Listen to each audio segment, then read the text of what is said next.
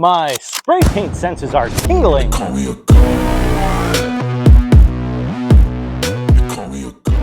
What's up, guys? My name is Woke. I'm an artist from Connecticut, and the other day I finally got a chance to watch the newest Spider-Man movie, Across the Spider-Verse. This movie was awesome. The artwork, amazing. If you're an artist, I highly recommend it. Even if you're not an artist, this movie is great. As soon as I was done, I was super inspired to draw, so I decided to grab my iPad Pro and start sketching Miles Morales in my style. As soon as that sketch was done, I knew it had to go on a wall, so that's exactly what I did. And check it out. Here's how it went.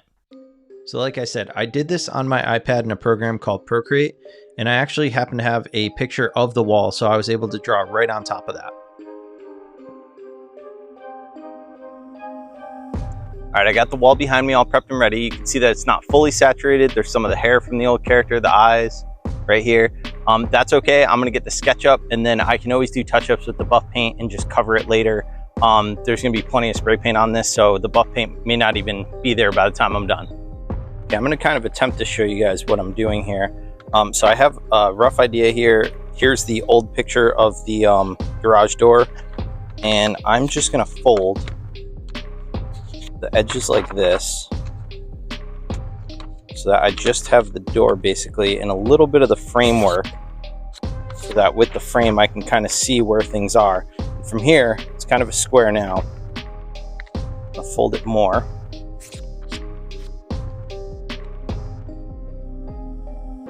And this is just kind of a quick, if you don't feel like doing a doodle grid, it just kind of helps me rough things in a little better. It's kind of like a connect the dots sort of game for myself.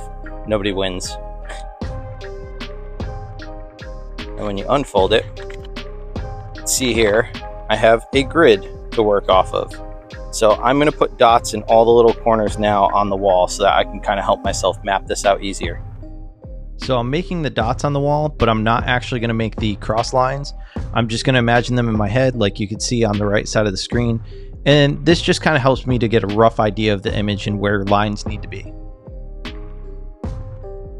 So at this point, I'm just going to keep sketching the lines, looking back and forth at the sketch and the wall, and just trying to place them, you know, roughly where I think they should be.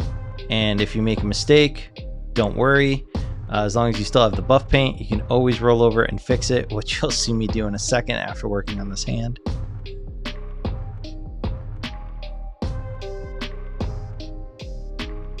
It's always important to have a solid outline on the wall and make sure that you're happy with it, because that's your foundation. And if you're not happy with the foundation, you're not going to be happy at all with the final outcome. So it's really important to just take that extra time and make sure you really like where everything is laid out.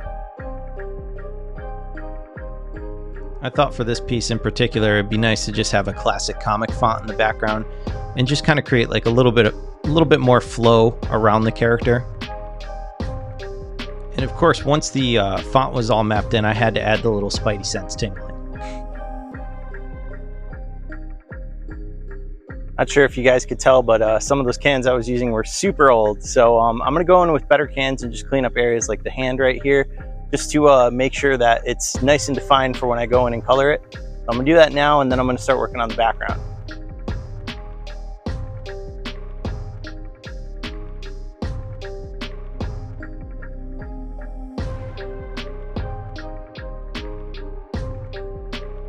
Now that everything is mapped in, I can start in with the background, just kind of spraying purple. I thought less is more, just kind of creating a dark to light blend would be nice as the background, just to make everything pop off it and not have it too complicated or, you know, overdone.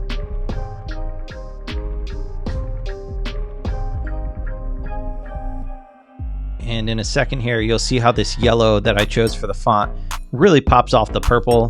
They're complementary colors, so obviously that was going to happen, but it's just nice to see this purple blend be so simple, and even the font being simple, but it'll keep your focus, create a flow, and then, you know, once the character's done, everything is just going to pop and play off each other really well.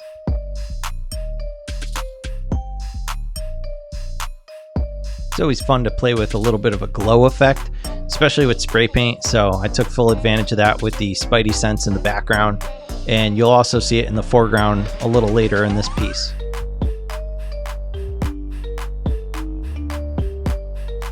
Now I can finally start mapping in the character by just blocking in some of the larger shapes of red for that hood. And I'm just gradually, once it's all filled in, you'll see I'm going to gradually start adding highlights on top. A lot of layers is basically what just made this whole piece to come together. Just basing a tone and then layering highlights on top. Sometimes going back and adding some of the darker tones to create more contrast. But yeah, that's how you get to that final product.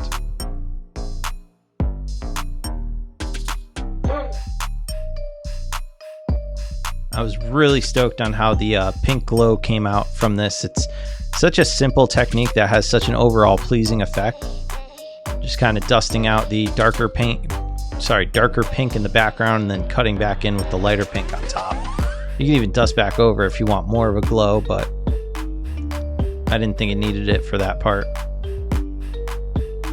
And speaking of glow, I thought it'd be really nice if there was another light source on the left side, kind of like this blue reflective lighting that is shining on his mask. And this goes back to layers like I mentioned earlier, where I based that first tone of blue and now I'm just going back in and adding lights here and there. I also wanted to add some natural shines on top of the mask from an original light source. We'll say the blue light source is just an added source. But yeah, there's like a light source coming from the upper left that's reflecting. And now I'm going in to add some of the webbing on the mask with a slightly darker tone of gray.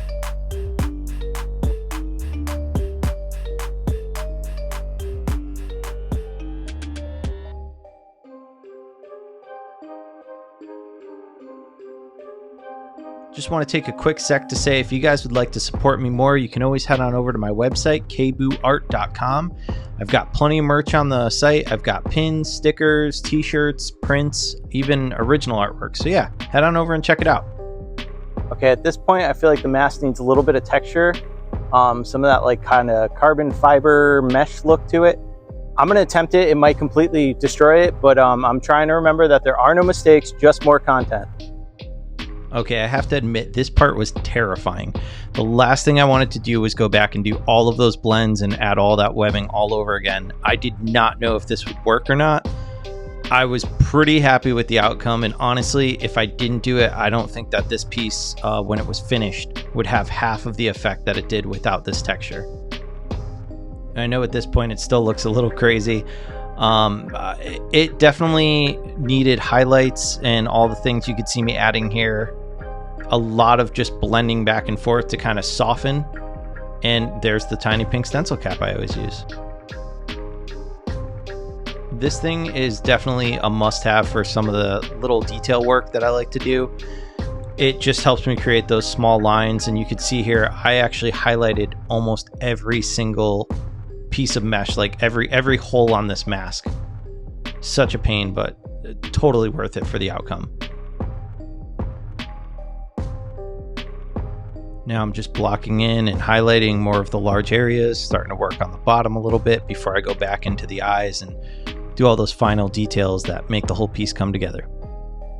More of that blue reflection.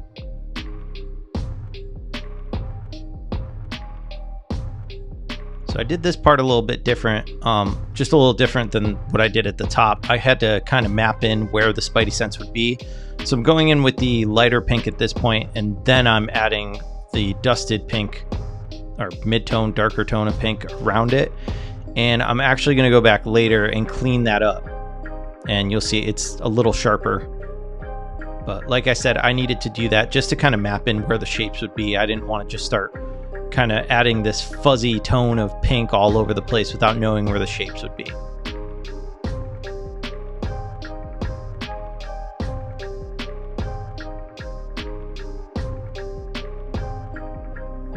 Wanted to add a little bit of reflective lighting in the eyes as well. I thought that just kind of helped, like, just kind of a little more of a realistic touch to this animated cartoon kind of vibe I had going on. And now moving into one of the final stages, doing the red on the mask around the eyes. The final stage will be the highlights in the eye. That is always one of my favorite parts. I feel like it just kind of adds a little like life to the character. That nice white shine kind of shows you where the light's coming from.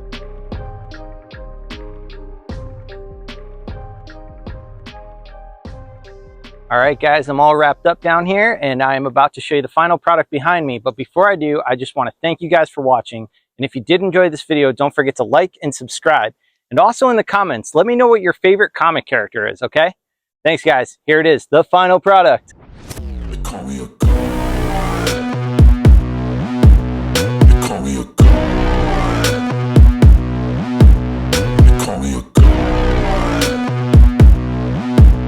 They call me a god. Let's go. I'm about to go off like a weapon. Fuel to the top, got a filled up engine.